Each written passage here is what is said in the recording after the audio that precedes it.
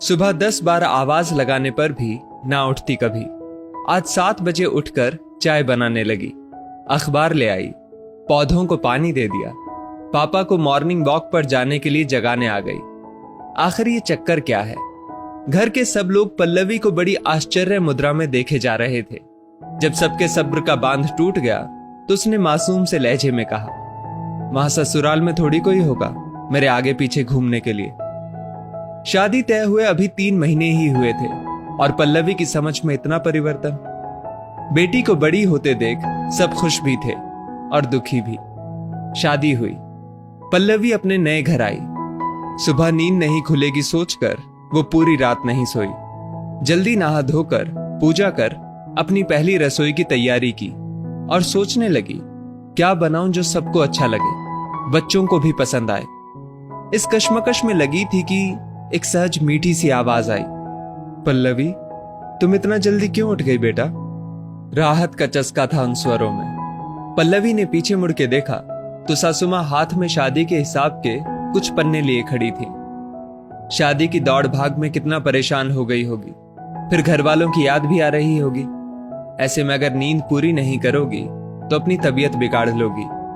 सासुमा ने हिसाब के पन्नों को टेबल की ड्रॉर में रखते हुए कहा, ये क्या, मेरी सास तो बिल्कुल वैसी नहीं है जैसा मैंने सोचा।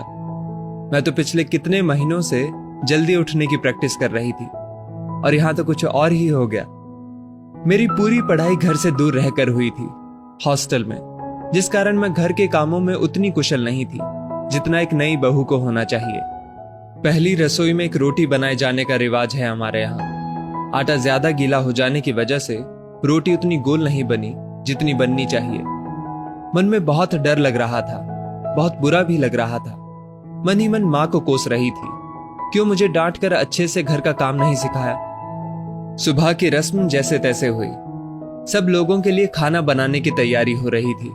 मैं किचन में खड़ी समझने की कोशिश कर रही थी कि कुछ प्रयास मैं भी करूं खाना बनाने का।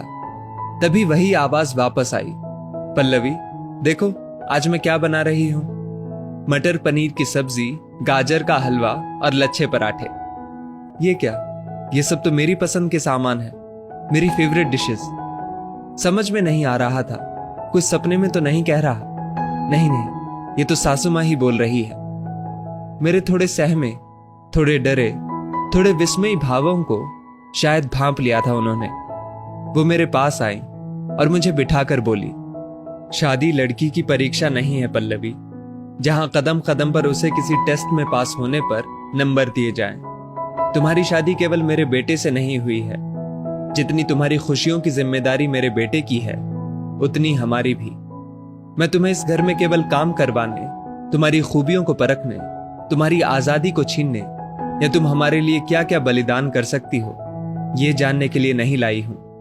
मुझे तो सिर्फ एक दोस्त, एक साथी चाहिए जो मैं कभी कमजोर पड़ जाऊं तो मुझे संभाल सके। धागे का वो हिस्सा चाहिए जो घर के सारे मोतियों को प्यार और स्नेह की माला में पिरोए रखे। मैं नहीं मानती कि बहू को सुबह जल्दी उठकर नहा धोकर पूजा कर लेनी चाहिए या उसे खाना बनाने में दक्षता हासिल होनी चाहिए। अगर उसे कुछ आना चाहिए तो वो है प्यार करना, परिवार से, छोटे छोटे बदलाव से और सबसे जरूरी खुद से।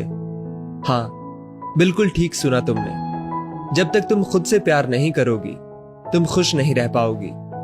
ये शादी तुम्हारे सपनों की कुर्बानी नहीं है बेटा, तुम्हारे सपनों की उड़ान है। हम सब तुम्हारे साथ हैं, हर कदम, हर पल, हर समय। आज पल्लवी की शादी को 9 साल हो गए हैं, लेकिन उसने अपनी शादी से जो सबसे अनमोल रिश्ता कमाया था वो था माँ। हाँ, वही सासू माँ अब माँ बन गई थी। बहुत उतार चढ़ाव देखे थे पल्लवी ने अपने जीवन में। कभी मिसकैरेज, कभी पैसों की कमी, कभी पति से झगड़ा, कभी बच्चों की टेंशन, लेकिन आज भी मन से जुड़ी है वो अपनी सास से। हर पल वो यही कामना करती है कि जब उसका बेटा बहू लेकर घर आए तो वो उसकी सास जैसी सास बन सके, या उनका अंश ही सही।